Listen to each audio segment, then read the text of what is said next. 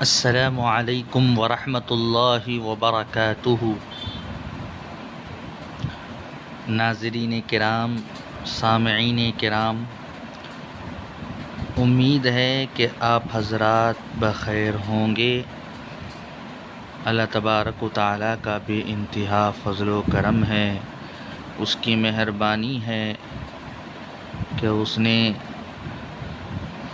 ہمیں اپنے فضل و کرم سے، اپنی مہربانی سے ہر طرح کی اذیتوں سے محفوظ رکھا اور علم دین حاصل کرنے کی توفیق عطا فرمائی۔ اور درود و سلام ہو ہمارے آقا حضرت سیدنا محمد رسول اللہ صلی اللہ علیہ وسلم کی ذات بابرکات پر اور آپ کے تمام آل و اصحاب پر۔ حمد و صلوات کے بعد، جیسا کہ آپ حضرات کو معلوم ہے کہ پچھلی ویڈیو میں کتاب الایمان کی پہلی حدیث آپ سن چکے ہیں، پڑھ چکے ہیں، لفظ بلفظ ترجمہ بھی جان چکے ہیں۔ تو آئیں اسی سلسلے کو برقرار رکھتے ہوئے،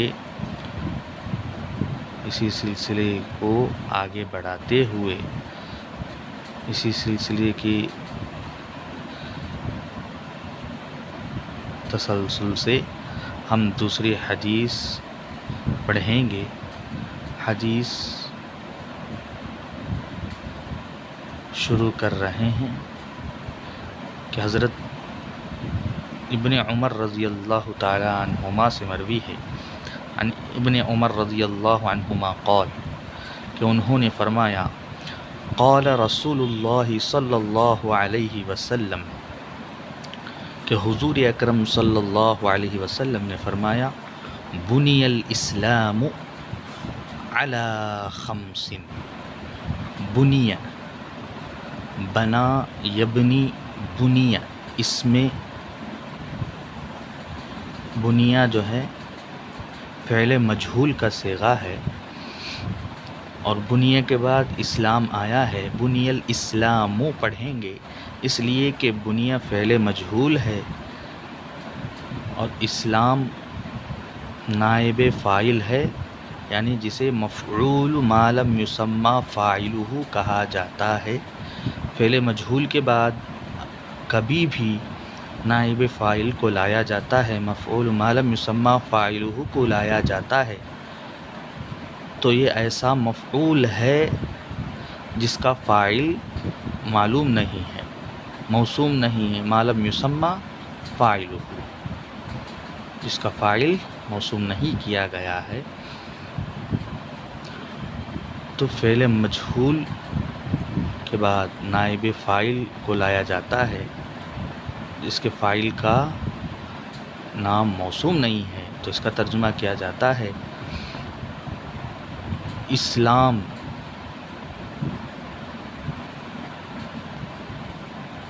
بنیاد رکھی گئی ہے اس کی، اسلام کی بنیاد رکھی گئی ہے علی خمس، پانچ چیزوں پر۔ علی جار، خمس مجرور ہے۔ شہادت اللہ الہ الا اللہ، گواہی دینا ایک اللہ کے سوا کوئی معبود نہیں۔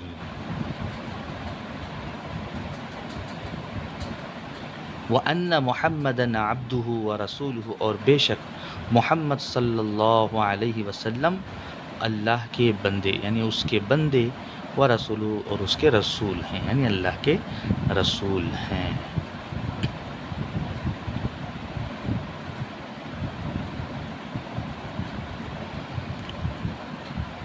تو شہادت، گواہی کا دینا، گواہی جو ہے کس طریقے سے دی جاتی ہے؟ تو سب سے پہلے جو ہے اسلام کی بنیاد پانچ چیزوں پر رکھی گئی، اس میں سب سے پہلی چیز گواہی کا ہی دینا ہے۔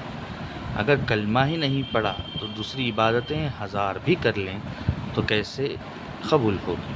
تو پہلے شہادت، گواہی دینا ہے، اللہ الہ، اللہ کے سوا کوئی معبود نہیں ہے، اس کی گواہی دینا ہے، اس کو پڑھنا ہے اور حضور اکرم صلی اللہ علیہ وسلم اس کے بندے اور اس کے رسول ہیں، اس کی گواہی دینا ہے۔ اس کی گواہی دیے بغیر دیگر اعمال کیسے صحیح ہو سکتے ہیں؟ تو پہلی شرط اسلام میں رکھی گئی کہ گواہی دو، اور گواہی جب دینے لگ جائیں گے لوگ، گواہی دینے جب آ جائے گا تو اس کے بعد جو ہے دوسری عبادت کی طرف آگے بڑھتے ہوئے ہمیں کرنا، دوسری عبادت جو اہم ہے وہ کرنا چاہیے، وہ ہے نماز کا قائم کرنا، وَإِقَامِ الصَّلَاةِ۔ تو شہادتی جو ہے اس سے یہ عطف ہے، تو اقامی میں جو ہے زیر آیا ہے معطوف، وَإِقَامِ الصَّلَاةِ، نماز کا قائم کرنا ہے۔ اللہ تعالیٰ نے بے شمار جگہ جو ہے قرآن مجید کے اندر فرمایا اقیموا الصلاۃ، اقیم الصلاۃ لذکری، کہا تم نماز قائم کرو، اور نماز قائم کرو میرے ذکر کے لیے، میرے یاد کے لیے۔ اور بے شک نماز جو ہے بے حیائی اور بری باتوں سے روکتی ہے۔ انسان اگر گناہ بھی کرتا ہے تو نماز ایسی چیز ہے، جب اللہ کی طرف بندہ لو لگا کر کے پڑھتا ہے تو وہ نماز اس کے گناہوں کو مٹا دیتی ہے۔ اور نماز کو ایسی ویسی اگر کوئی پڑھے گا تو وہ نماز جو ہے نمازی کے منہ پر پرانے کپڑوں کی پھٹی ہوئی چندیوں کی طرح جو ہے پھینک دی جاتی ہے۔ تو لہٰذا نماز کو سکون کے ساتھ، خشوع و خضوع کے ساتھ ادا کریں اور اپنے گناہوں کو اس سے مٹائیں۔ اور اس کے بعد کہا وَإِيتَاءِ الزَّكَاةِ، اور یہ بھی عطف ہے، معطوف ہے، زکوٰۃ کا دینا، زکوٰۃ کا ادا کرنا۔ اللہ تعالیٰ نے قرآن مجید کے اندر بے شمار جگہ زکوٰۃ دینے کے بارے میں فرمایا، وَآتُوا الزَّكَاةَ، زکوٰۃ دو۔ زکوٰۃ غریبوں کا حق ہے، مالداروں کے مال کا میل ہے، وہ اگر دور کر دیں گے تو ان کا مال کا میل دور ہو جائے گا مالداروں کا، اور غریبوں کا حق ان تک پہنچ جائے گا۔ جب تک وہ مال مالداروں کے پاس رہے گا، غریبوں کا حق وہ میل رہے گا، اور جب وہ نکل جائے گا تو میل دور ہو جائے گا، مال ان کا پاک ہو جائے گا، اور غریبوں کا حق بھی غریبوں تک پہنچ جائے گا۔ تو لہٰذا زکوٰۃ ادا کرنا چاہیے، حکم اللہ تعالیٰ کا ہے۔ اور اس کے بے شمار واقعات قرآن مجید میں بھرے پڑے ہیں، حدیثوں میں آئے ہیں کس طریقے سے زکوٰۃ دی جاتی ہے۔ تو یہاں حدیث کا پڑھنا مقصد ہے، تفصیل کی طرف اگر چلیں تو بہت زیادہ وقت ہو سکتا ہے، تو لہٰذا اب ہم حدیث کی طرف رجوع کریں گے اور حدیث کو سمجھیں گے۔ اور اس کے بعد فرمایا والحج، حج کرنا، اللہ تبارک و تعالیٰ کے گھر کا حج کرنا، یہ جو ہے اسلام کی بنیادوں میں سے ہے۔ تو اگر صاحب مال ہے، صاحب ثروت ہے، مالدار ہے، وہ حج کو جا سکتا ہے، تو اسے چاہیے کہ وہ حج ضرور کرے، اللہ کے گھر کو جائے اور اللہ کے گھر کا طواف کرے، صفا مروہ کا سعی کرے، ابراہیم علیہ السلام کا جو مقام ہے، مقام ابراہیم کہلاتا ہے، وہاں نماز ادا کرے، پھر اس کے بعد طواف کرے، 7 طواف جتنے ہو سکے، اور اس کے بعد جو ہے وہاں سے جو ہے نکل کر کے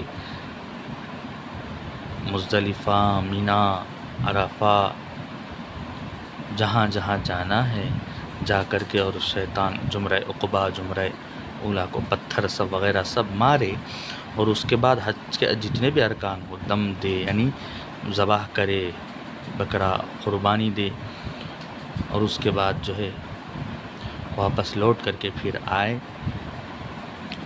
اور وہ قربانی نہیں دے سکتا ہے تو حلال ہو جائے، یعنی اپنے حرام کو نکالے۔ یہ سب باتیں جو ہے حج کے جو مسائل ہیں اس میں پیش آتی ہیں، تو لہٰذا تفصیل جو ہے بہت زیادہ ہے اس کی، تو ہم مختصر سے عرض کر کے اور آگے بڑھتے ہیں، حدیث کو پڑھتے ہیں۔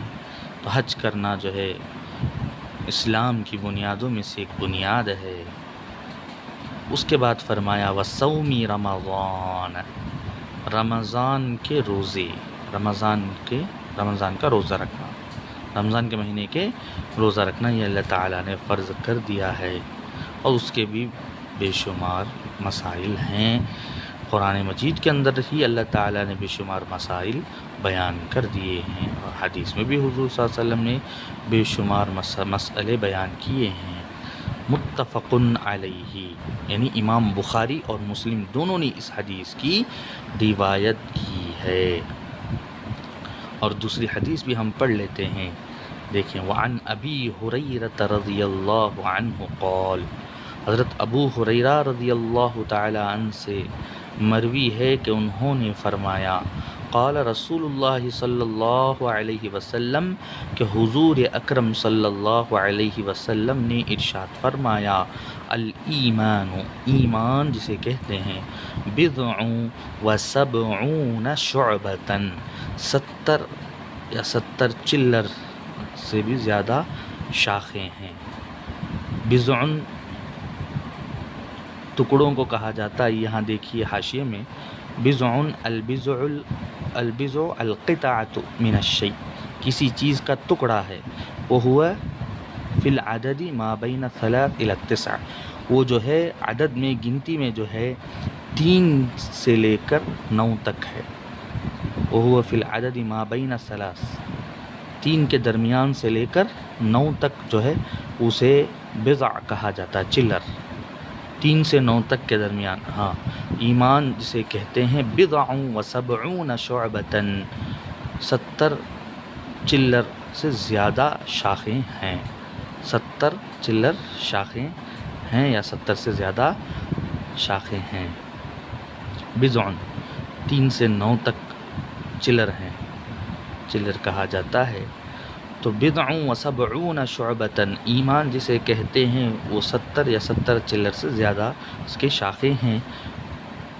فافضلها، تو ان شاخوں میں سے سب سے افضل جو ہے، قول لا الہ الا اللہ، لا الہ الا اللہ کا کہنا ہے۔ وادناها، اور ان شاخوں میں سے سب سے ادنا درجہ جو ہے، اماطۃ الاذی عن الطریق، اماط یمیت اماطۃ، ہٹانا تکلیف دہ چیز کو راستے سے، اماطۃ الاذی اذیت دینے والی چیز کو ہٹانا، عن الطریق راستے سے، کسی کو تکلیف ہو جائے گی یہ سمجھ کر کے ہٹا دینا جو ہے، یہ بھی جو ہے ایمان کے ان 70 چلر شاخوں میں سے ایک شاخ ہے۔ اس میں سے افضل لا الہ الا اللہ کا کہنا ہے، اور ادنا جو ہے راستے سے کسی اذیت دینے والی چیز کو ہٹانا ہے۔ والحیاء، اور حیا، شرم کرنا، شعبۃ من الایمان، ایمان کے شعبوں میں سے ہے، ایمان کے شاخوں میں سے ہے۔ متفق علیہ، یہ حدیث بھی امام بخاری و مسلم نے روایت کی ہے۔ آئیے اور ایک حدیث پڑھ لیتے ہیں کہ حضرت عبداللہ ابن عمر، وعن عبداللہ ابن عمر، عمر لکھ کر کے بعد میں واو اگر آ جائے تو اس کو عمر پڑھیں گے، عمر نہیں پڑھیں گے۔ وعن عبداللہ ابن عمر رضی اللہ عنہ قال، کہ حضرت عبداللہ ابن عمر رضی اللہ تعالیٰ عنہ نے فرمایا، ان سے روایت ہے کہ انہوں نے فرمایا، قال رسول اللہ صلی اللہ علیہ وسلم، کہ حضور اکرم صلی اللہ علیہ وسلم نے فرمایا، المسلم، مسلمان کون ہے؟ دیکھیں حضور صلی اللہ علیہ وسلم فرماتے ہیں، المسلم من سلم المسلمون من لسانہ و یدہ، جس سے سلامت پا جائیں، سلامتی پا جائیں مسلمان لوگ اس شخص سے سلامتی حاصل کریں، سلامتی پائیں، امن میں رہیں، من لسانہ، لسان زبان کو، اس کے زبان سے، یعنی وہ اپنی زبان سے گالی گلوچ نہ دے، تکلیف دینے والی باتیں نہ کرے، تو وہ بہترین مسلمان ہے جس سے مسلمان لوگ دوسرے سلامتی پائیں، اس کے زبان سے اور اس کے ہاتھ سے، وہ بہترین مسلمان۔ والمہاجر، اور ہجرت کرنے والا، من ہجر، جو ہجرت کرے، چھوڑ دے، ترک کر دے، ما نہى اللہ عنہ، اس کام کو جسے اللہ تعالیٰ نے روکا ہے، جس سے اللہ تعالیٰ نے کرنے سے منع کیا ہے، اس سے دور ہو جانے سے، اسے چھوڑ دینے سے وہ ہجرت کرنے والا ہوتا ہے، اور مہاجر وہی ہے۔ ھذا لفظ البخاری، یہ بخاری کا لفظ ہے۔ ولی مسلم، مسلم شریف کی روایت میں ہے، قال، فرمایا امام مسلم نے، ان رجلا، قال کے بعد جب بھی پڑھیں گے ان پڑھیں گے، ان نہیں، قال ان رجلا، فرمایا کہ بے شک ایک آدمی، سأل النبی صلی اللہ علیہ وسلم، حضور اکرم صلی اللہ علیہ وسلم سے پوچھا، سوال کیا، ای المسلمین خیر، مسلمانوں میں سے کون سا مسلمان بہتر ہے؟ ای المسلم، مسلمانوں میں سے کون سا مسلمان سب سے زیادہ بہتر ہے؟ قال، تو حضور اکرم نور مجسم صلی اللہ علیہ وسلم نے فرمایا، من سلم المسلمون من لسانہ و یدہ، جس سے مسلمان لوگ سلامتی پا جائیں، سلامتی حاصل کریں، امن حاصل کریں اس کے زبان سے اور اس کے ہاتھ سے، تو وہ مسلمان بہترین مسلمان ہے۔ کلمہ پڑھتا ہے، مسلمان ہو جاتا ہے، لیکن بہترین مسلمان اس وقت تک نہیں بنتا۔ بہترین مسلمان اس وقت بنتا ہے جب کسی دوسرے مسلمان کو تکلیف نہ دے، اپنی زبان سے ہو یا اپنے ہاتھ سے ہو، ظاہری طور پر ہو یا باطنی طور پر ہو، اچھے کلمات کو پڑھ کر کے ہو یا برے خبیثات والے کلمات کو پڑھ کر کے ہو، کسی بھی کلمے کو پڑھ کر پیچھے سے بھی تکلیف نہ دے، ظاہراً بھی تکلیف نہ دے، وہ مسلمان سب سے بہترین مسلمان ہے۔ حضور اکرم صلی اللہ علیہ وسلم کی زبانی آپ سنیں کہ سب سے بہترین مسلمان کون ہے، تو حضور نے فرمایا، جس سے مسلمان دوسرے سلامتی پائیں اس کی زبان سے، اس کی ہاتھ سے، چاہے ظاہراً ہو یا باطناً ہو۔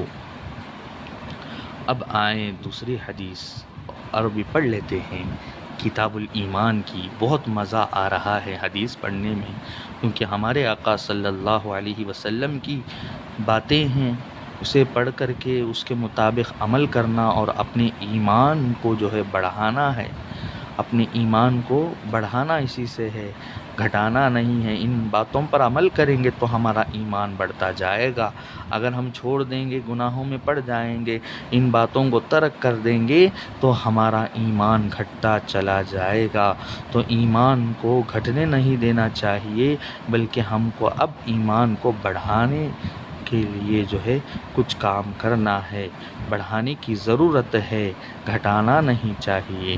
ہمارا ایمان جتنا مضبوط ہوگا، اللہ سے رابطہ اتنا ہی ہمارا مضبوط ہوگا، وگرنہ ہم اللہ کے رابطے سے دور ہو جائیں گے اور اللہ کے نظروں سے بھی دور ہو جائیں گے، اور اللہ ہم سے ناراض ہو جائے گا۔ اللہ کو راضی کرنے ہی کے لیے سب کام کیے جا رہے ہیں۔ وہ آئیں اور ایک حدیث پڑھ لیتے ہیں۔ حضرت انس رضی اللہ تعالیٰ عنہ سے روایت ہے، عن انس رضی اللہ عنہ قال، حضرت انس رضی اللہ عنہ سے مروی ہے کہ انہوں نے فرمایا، قال رسول اللہ صلی اللہ علیہ وسلم، کہ حضور اکرم صلی اللہ علیہ وسلم نے فرمایا، لا یؤمن احدکم، لا یؤمن، آمن یؤمن فعل مضارع کا صیغہ ہے اور لا لگا دیا تو فعل مضارع منفی معروف کا صیغہ ہے۔ لا یؤمن، ایمان نہیں لاتا ہے یا نہیں لائے گا، تم میں سے کوئی بھی، احدکم، تم میں سے کوئی بھی ایمان نہیں لائے گا یا نہیں لا سکتا ہے اس وقت تک، حتی اکون احب الیہ، اس وقت تک جب تک کہ میں نہ ہو جاؤں، حتی اکون احب الیہ، اس کے نزدیک سب سے زیادہ پسندیدہ، اس شخص کی طرف سب سے زیادہ محبوب، اکون احب الیہ، یہ احب جو ہے اس میں تفضیل کا صیغہ ہے، سب سے زیادہ پسندیدہ، جیسے افعلو سب سے زیادہ کرنے والا، انصر سب سے زیادہ مدد کرنے والا. ویسے احب الیہ اکونا آیا ہے، فعل اور فاعل دونوں ہیں، اس وجہ سے یہاں مفعول آیا ہے. احب زبر پڑھیں گے، احب الیہ اس کے نزدیک سب سے زیادہ میں محبوب نہ ہو جاؤں اس وقت تک تم میں سے کوئی ایمان نہیں لا سکتا ہے. یہ حتیٰ جو ہے جہاں فعل میں آتا ہے تو فعل مضارع سے پہلے جب حتیٰ آتا ہے تو فعل مضارع کے آخر کو نصب کرتا ہے، یعنی زبر دیتا ہے، فتح دیتا ہے. حتیٰ اس کے اندر ان پوشیدہ ہے، بِأَن مُضْمَرَةً بَعْدَ حتیٰ عربی قواعد کے اندر آتا ہے.